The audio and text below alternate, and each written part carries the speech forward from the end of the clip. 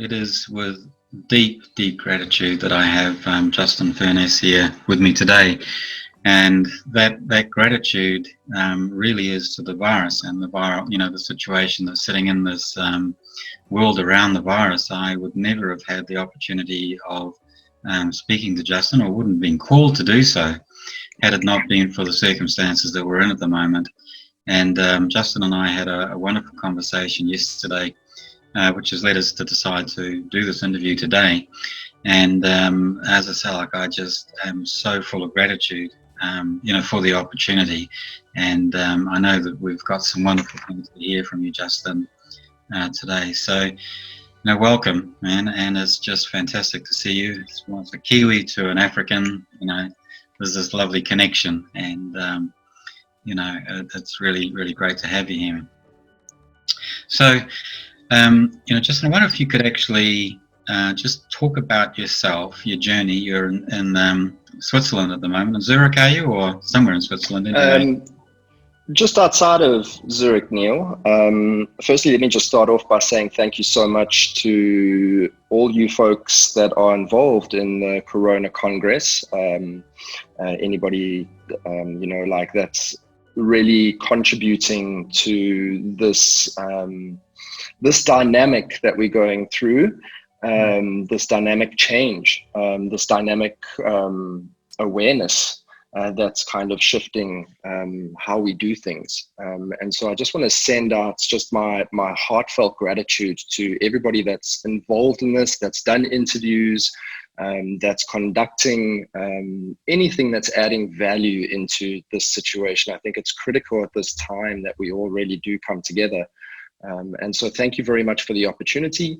And thank you so much for actually getting involved and doing something. There's so many people out there that are really stuck. And I think there's a lot of uncertainty around at the moment. And so anything that we can do to add value and contribute in the way that you guys are doing is wonderful, and you have my entire heart. So thank you. And as a South African to a Kiwi, my definitely hard bonding goes to you, with the exception of playing rugby. That's right. There's no hard bonding there. No. There's a bit of blood involved, but no hard. Yeah. To answer your question, I'm a South African currently living in Switzerland. Love brought me here. I met my wife in South Africa, and she had a very, very good opportunity job-wise and career-wise here in Switzerland. And so we made the journey over about 7 years ago. And it's been magical. But how I got started in all of this would have to really go back right to the beginning. Obviously, as we've mentioned before, I grew up in South Africa, born in 1979. And so most of my childhood development was during the apartheid era. And that's where all the confusion started for me. I was a bit of a mature child growing up. My sister was 6 years older than I was. And so my maturity kind of developed at a very young age. And I was always very confused. It was, in retrospect now, it added so much experience to what I'm doing right now, because growing up in that society was all about separation. Being separated, being isolated from the rest of the world, but also the separation in terms of culture and what was happening with the dynamic there. And it was very confusing for me, because I was literally, both of my parents worked. I was literally raised by our domestic worker, who literally cleaned the house and did the ironing and did all of that. I used to call her my Zulu mommy. I used to speak fluent Zulu. And when I started becoming a little bit more consciously aware, from about 7 years onwards, I started to develop a little bit of a problem. And that problem was in light of what was going on around me, the languaging, the disrespect towards certain cultures and certain ethnicities. And I couldn't understand it. And the biggest awakening for me at that time was being invited at 7 years old to go to a fancy dress party. And so I dressed up as a gollywog. And so if anybody doesn't know what a gollywog is, they were from Noddy and Big Ears, the gollywogs were the African people who were bad. And so I dressed up as a gollywog and I went to this party and I was isolated. The kids screamed, they cried, they were terrified, they wouldn't come near me. And I was quite proud and happy to be a gollywog. And that was the first time that I really noticed that there was something wrong. Even at 7 years old, I realized that, what's going on here? And that's where the confusion really set in. As I kind of got older, I started to explore I've always been really, really interested in human potential. I was one of those weird, curious children that kind of delved into aliens and telepathy and telekinesis. And I was very, very interested and curious in the background, in the energetic side of things, even as a very young child. I think in grade 7, my first English oration was done on telepathy. And so I was a very bit of a strange, curious child. And that later developed into a curiosity in terms of different religious texts. I had a bit of obviously growing up in that environment was hugely pro-Catholic, pro-Christian. And I just didn't see much sense in that book. It didn't make sense to me. And so I started exploring other texts and other books. And I started kind of delving into the world of magic. And so obviously with that background and in that society at the time, it wasn't really considered normal. And so literally what happened was the misinterpretation of curiosity kind of shut down. And I found myself being carried to psychologists and psychiatrists, that stifleness of not being able to decide. I remember bringing my parents a book in bed and saying, hey, I think I must have been about 13 at the time. And I said, hey, look, in all due respect, I respect your choices, but this is a book that I can't follow. I've decided to choose a different route for what I want to practice in terms of my faith. Here's a book, please read it. Anyway, that didn't go down so well. They thought I was getting involved in witchcraft and dark magic and kind of Satanism. And at that time, there was no real education, and everything that was considered different was really locked down. And that really started the process of me feeling as if I didn't have control, or I wasn't in control of any decision making. And the more the decisions got taken away from me, the more angry I got. And the angrier I got, the more I started to act out. I was then sent off to boarding school against my choice, and got involved and started to make some very unhealthy choices. And as that cascaded, I was exposed to the medical industry and pharmacology. Being hucked around from psychologist to psychiatrist, I was literally dosed on a multitude of medications. I remember literally carrying around a little white pill box with me everywhere I went, with Monday, Tuesday, Wednesday, Thursday, Friday, Saturday, Sunday, and jiggling it around. It actually sounded like a Smartie box in my pocket.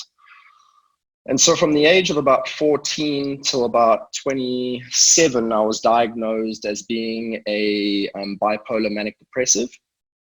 And literally medicated for a very long time, whilst also making very bad choices. I then kind of couldn't take it anymore. I left home, I turned my back on my family, and I left to go overseas to the UK, and made some more very bad, unhealthy choices. I was living life very dangerously. And kind of had a very fuck you attitude towards authority and society, and literally just found the whole world to be upside down. Didn't feel as if I belonged on the planet at all. Didn't feel like I belonged here. Like my mother would tell stories of, you used to just stare out the window in the car and I didn't know what to do because you used to cry and just say, I don't belong here. I want to go home. And she could never really understand what was going on. And obviously as a parent, not having tools or access to what to do, and always kind of handing over to other experts, they were just doing the best that they could, but I didn't see it that way. And so those unhealthy choices in the UK led me to living illegally in the country. And literally getting paid cash in hand, being emotionally, physically, and mentally abused by where I worked, by the manager, because he knew that I was illegal and he was taking advantage. And that led to a bar fight one night while I was managing the pub, where somebody actually, one of the patrons, tried to glass me. And so for anybody that doesn't know what glassing is, it's when somebody takes a pint glass and tries to shove it in your face. Fortunately enough, my reactions were quite quick. I base it and thank God that I did some form of martial art when I was younger, because those muscle memories were still there. I managed to get my arm up, and I'm not sure if you can see, but I still have the, where is it? Yeah, the scar kind of all the way across there. Got my arm up, and he ended up basically the glass smashed on my arm. And cut through 3 nerves, at least my ulnar nerve, 3 tendons, and my ulnar artery. And as I started to bleed out on the floor, I lost consciousness and literally had, and went somewhere. I had a near-death experience, and literally had a conversation, and was given 2 choices. And those choices were basically live my life the way that I was going. I would have an absolute blast. It would be a ball. It would be a fast ride, but I would die young and nobody would really remember me. The other choice was go back to what you, and it wasn't very specific. It was quite ambiguous. It was go back to what you started doing in the beginning, and follow that course, and you'll live a long life. You'll be remembered for adding value, and you will be, the work will be remembered. And so there's no doubt, obviously, I took path number 2. And so in the recovery, my exploration in that rehabilitation, I was told that I would only get 50% functioning of my hand back, due to the nerve damage and the tendon damage. They weren't sure how the nerves were going to grow back. And so that set me on a course of integrative medicine. And so I went in pursuit and in search of how to heal myself, basically. And that led me away from the Western model, and the kind of Cartesian model. And I started to spend time and be mentored by people that were getting almost exceptional, sometimes miraculous results, but they were consistent, and they were long lasting. And so I spent a lot of time, probably a lot of years, mentoring with these people, kind of studying, really getting close, and going through a lot of alternative or complementary training, what they call complementary and alternative medicine. And so I got a few qualifications and I started practicing. And that led me into almost making a full recovery. I think I've got about 90% functioning now in my right hand back. But during that time, I started to explore and develop my own system. What I discovered was a lot of us in our growth in our developmental years don't really have the tools necessary to understand our actual human operating system. We've never been given the education on how this actually really works. We rely on external stimulus to kind of guide us and kind of give us an idea of where we need to go, but those systems are very much outdated. We not really have a full understanding, which I think is so crucial in those developmental years, and especially going on in terms of how this actually works. And what are the rules of the game? Everybody's chasing this fulfillment and chasing success, but what is that success? How is it defined? And so we're not really given those tools in understanding. And so I developed the LifePrint operating system.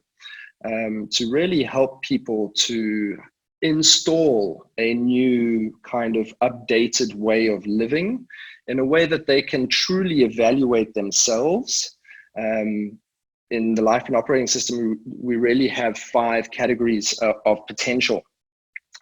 Whereas in the schooling system, we really only evaluated on one potential, one category.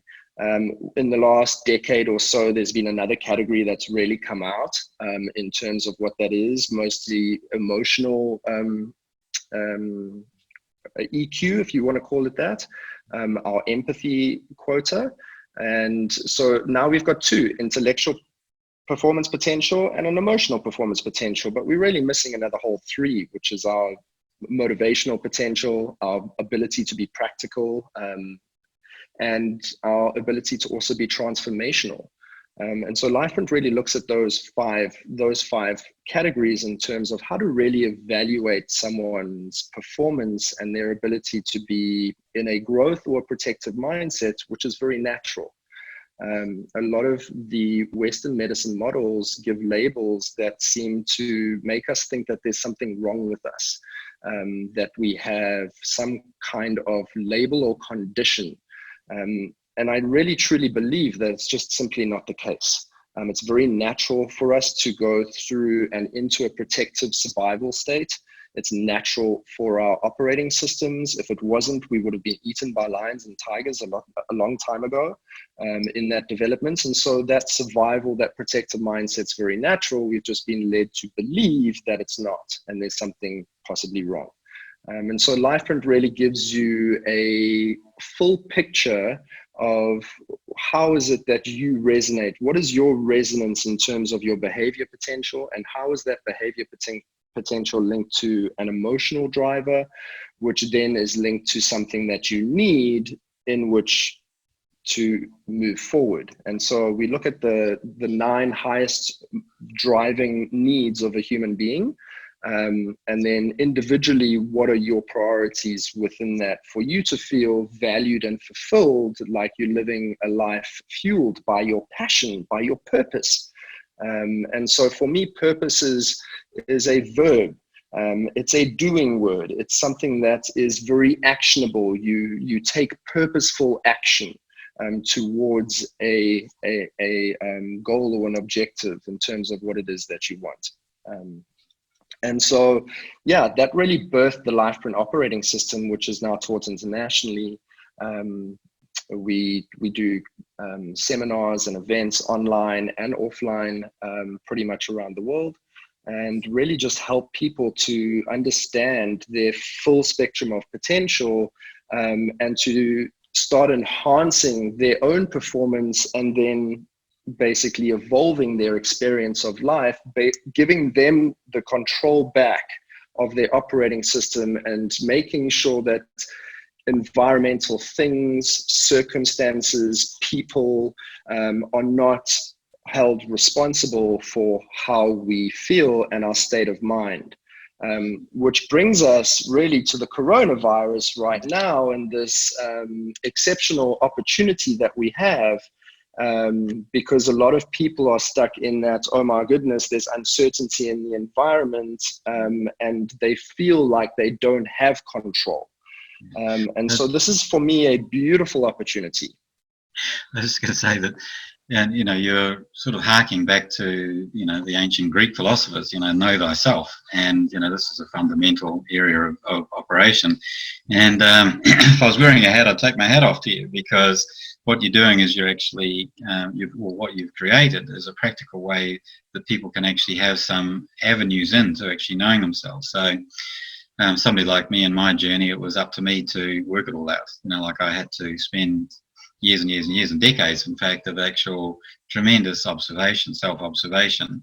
And what you're giving to people is it's not exactly an easy in, because they still have to do all the integration. I've been having a look at your work, and it's not an easy in, but it's an in. It's a way of actually accessing themselves. So know thyself.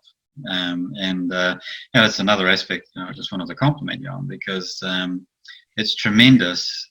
It's a tremendous service to actually give that to people, and particularly in these times when people aren't really interested in sitting in an esoteric school and and digging their way through stuff the hard way, like and for what, for what.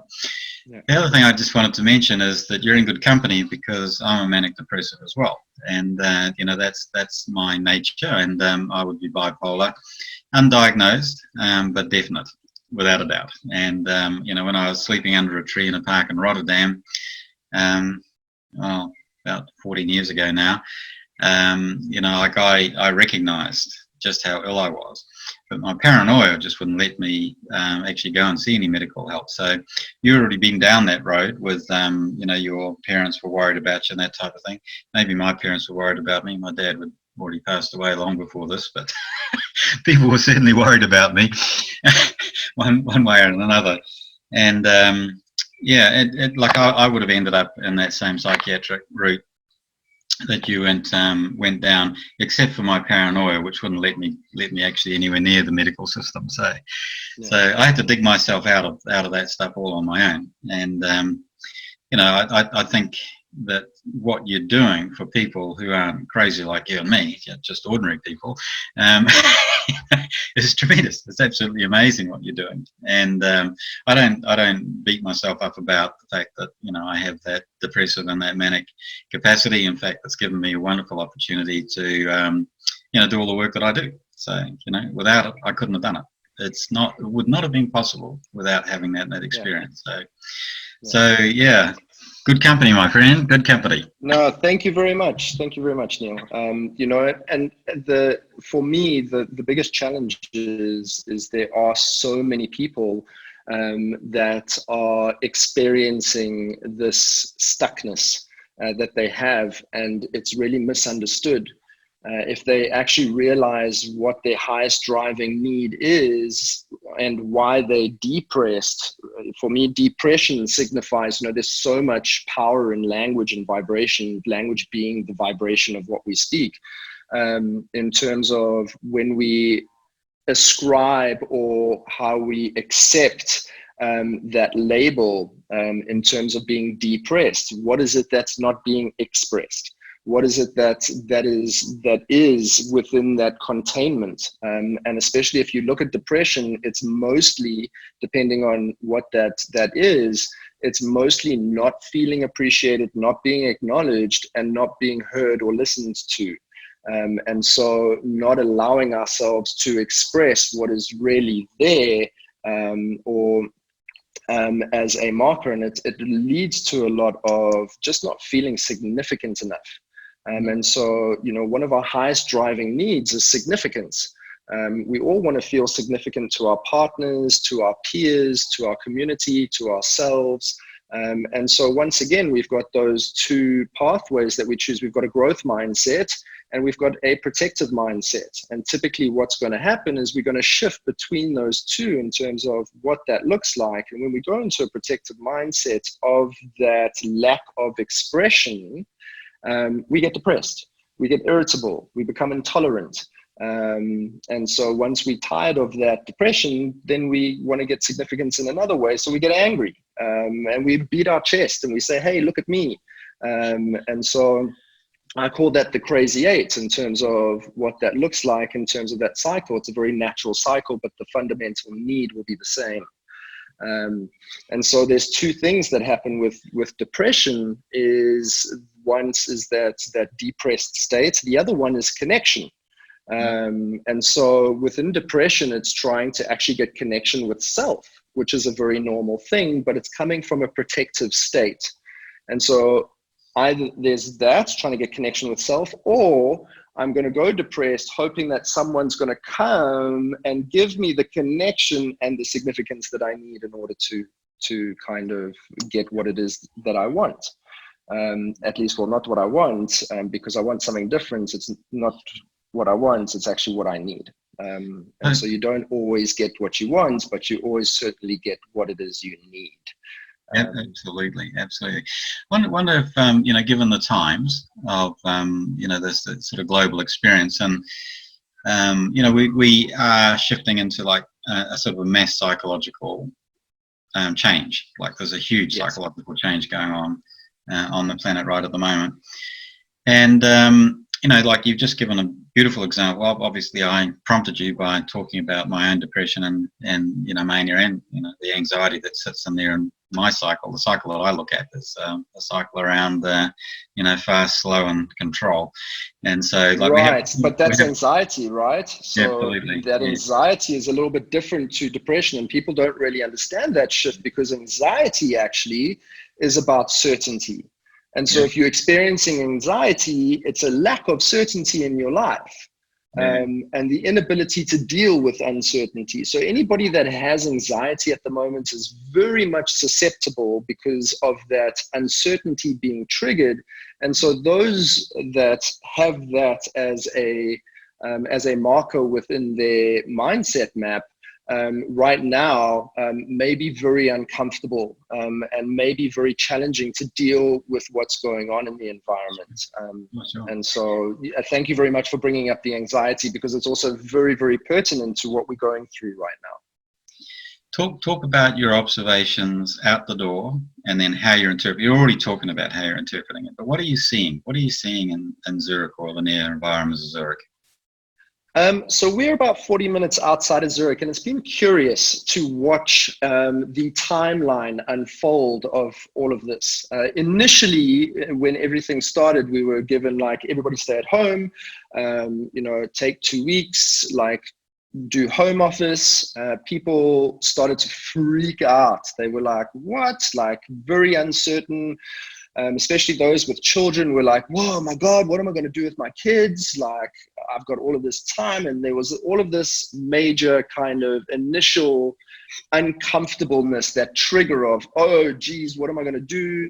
Some of our friends have 3 or 4 children, and they got their house full and they can't, now there's a challenge. And what I've noticed has been very, very interesting is over the last week, that this has been going on, that has completely reversed itself to now families actually really coming together, enjoying that time, spending with each other, having the option to actually do things that are different. People have actually become more active internally within their family and are spending less time on this, funnily enough. And so it's actually been really, really interesting in terms of how it's changed so quickly and dynamically. I have to take my hat off to the people in our area. Everybody is really staying home. As South Africans and as kind of with the mindset that we have culturally, we typically are anti-authoritative as it is. And so for me to see this, it's really, really heartwarming to see people being accountable and actually taking it seriously. Staying at home. The roads are absolutely empty. The streets are empty. Only the necessities are open. We're getting a lot of support in the environment. We've just basically been told that, hey, don't worry about paying your tax right now. Don't worry if you miss a few bills. You won't get penalized, you won't get any warnings, and so don't worry, this will kind of even out and even keel. So what I'm noticing in the environment is super, super curious, very, very responsible, a lot of people taking a lot of accountability, and just really spending time and hunkering down. You still see a few people out for walks and enjoying the sunshine and the fresh air, but nothing like it was before. It's still pretty empty. There's hardly any traffic on the roads when we do go and do some shopping and get our supplies.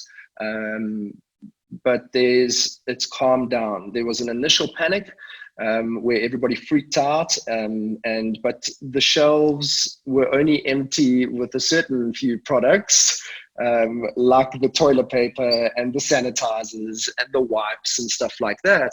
But the essential foods and stuff, everything's still very readily available. We had great businesses by literally turning around and saying, hey, if you are in a bit of a isolated state, we'll come and deliver food to you. Just order, let us know what you want. And so there are businesses also being very innovative at this time. It's just curious to me. I made a few predictions due to the life and operating system being a predictive model within the quantum dynamic, being able to track states and resonances. And so I made a few predictions at the beginning of this year, which are now starting to be played out within the environment. Some of those predictions were the Industry 4.0 coming online. The way that we work was going to be completely changed by something, and the way that we do business, as well as certain highlights being focused on our collective unconscious and the stuff that none of us really want to look about that's really happening in the world, being the what they call cognitive dissonance, where there's belief systems internally, and when you are faced with something that is contradictory to that, how you just typically will shut down and just will fight against what it is you're being shown. And so this year we're really getting to see what the spotlight of our darkest side of the human conditioning is. And so it's really a time to have a lot of empathy right now.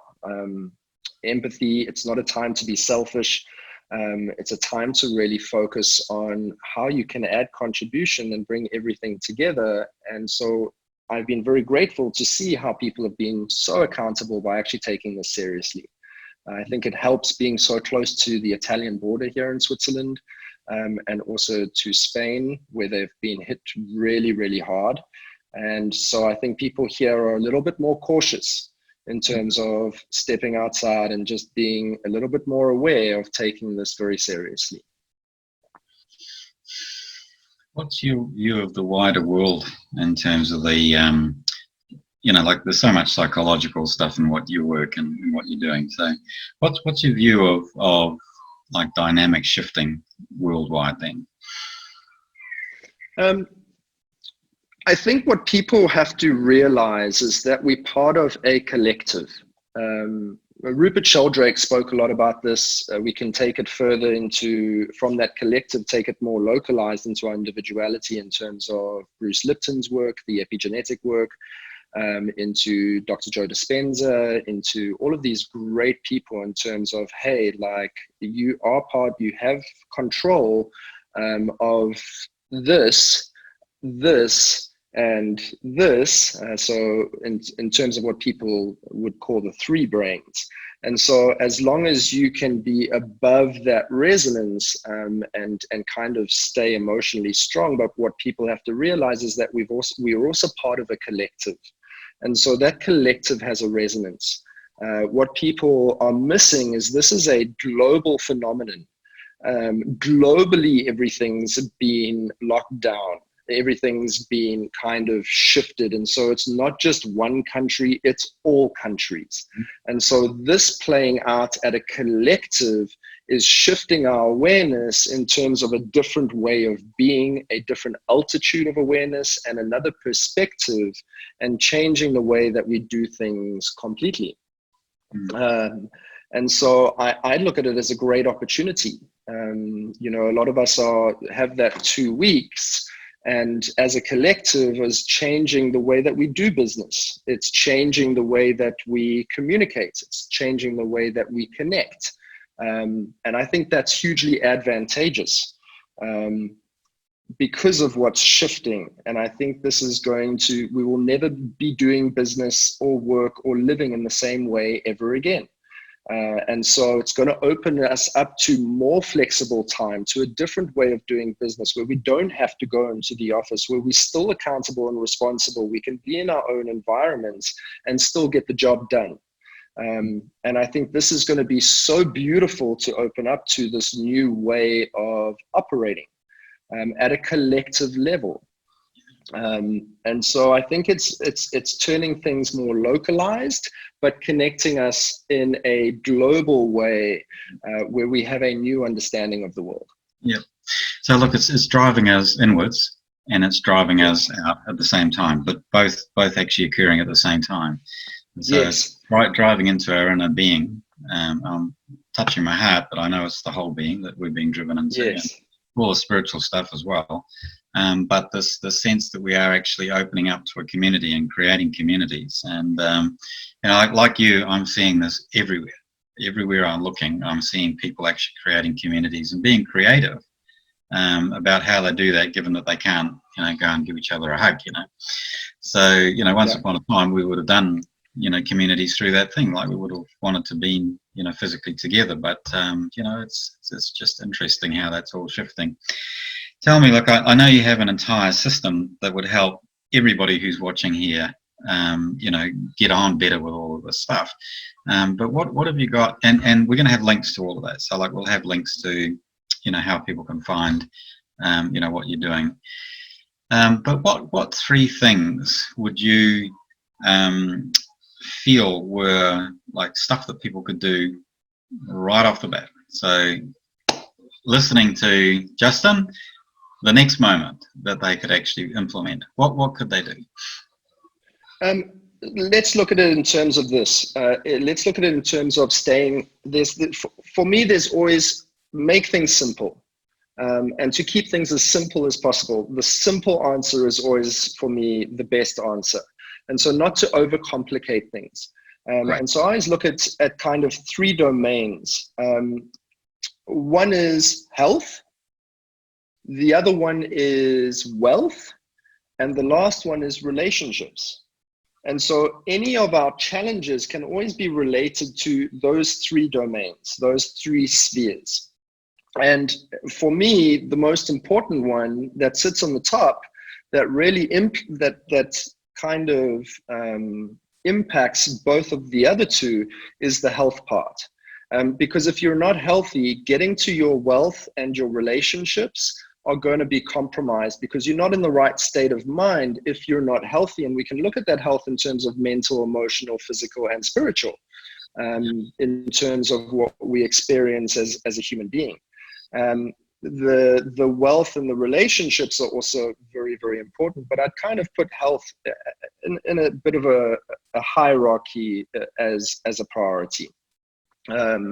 So for me, in terms of staying healthy, diet, nutrition, immune system boosting, anything that you can do for those types of avenues are always really, really good. And so we can just go through very quickly a few of those. So let's look at the immune system booster. Get up in the morning, do something healthy straight away as you sleep. The microbiome within your mouth is very, very active. When you get up, don't go straight for the coffee, guys.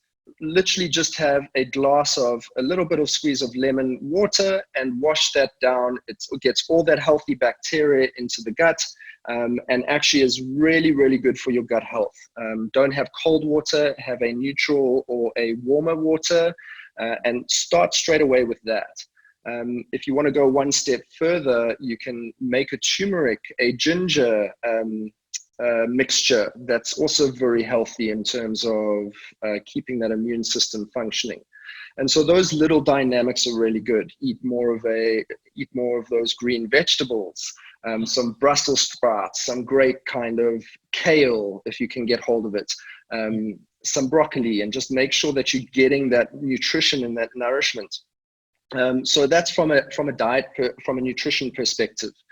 The next one is physical. So let's take a look at exercise. It doesn't have to be, you don't have to go to the gym.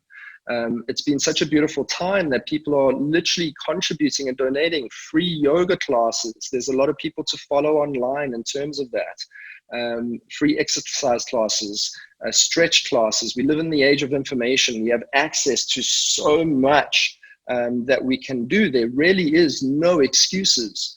And so a good stretch, a good walk outside in terms of if it's a nice, day, get some fresh air, open up the doors and the windows if it's not -2 outside. Even though it is -2 outside, open them for 3 minutes and get that air circulating. It's hugely important. So from the physical side, from the emotional side, you can literally sit and have some meditation. Get, like you said, get internal. Do some breath work, which is hugely powerful. Help that oxygen to really circulate in that body. And so that's the emotional and that's the spiritual. If you like to pray, those are all really, really good things to do. in terms of that aspect. So we've got the emotional, we've got the spiritual, mental health in terms of what you can do is a really interesting one. Like I said, we've got access to information and so much knowledge out there. Stimulate yourself by looking to do something that you're really interested in, that you possibly have put off for a long time, that you said the excuse was, oh, I don't have time. Well, now you've got it. In terms of if you're unhappy within your job, within the wealth department, in terms of that, you've got opportunity now to sit down and really start looking and planning and maybe starting something new, starting a side hustle, getting that into the ecosystem and getting yourself trajectory and traction doing that. And so that's the health perspective. The relationship perspective, this is the best opportunity. Look, if you're single, great, age of information. Please stay away from the Tinders and all of that, but rather let's kind of find connection in a different way, in a way that we can connect and come together. If you're in a relationship at families and homes, you know, there's a lot of things that you can do together. You can get that certainty and security of knowing that you're surrounded by your loved ones. You can get that variety in terms of, hey, let's do a project together. Let's build something. Let's plan something. Let's sit down together and actually learn something together, learn something new. Let's come together and get that variety and then also get that connection.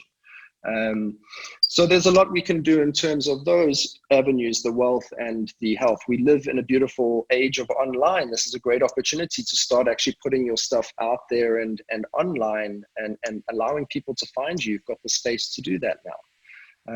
And so those are the things that I think people can do immediately that would really help them in terms of moving forward and staying in a productive state. And actually utilizing this space and this time to get it what it is that you really, really want to experience. It's not going to be forever. We're not going to be locked inside forever, I promise. And so use the space constructively is really the kind of tip of the iceberg on what people can do straight away that's simple. Without going too in depth into a whole bunch of other stuff.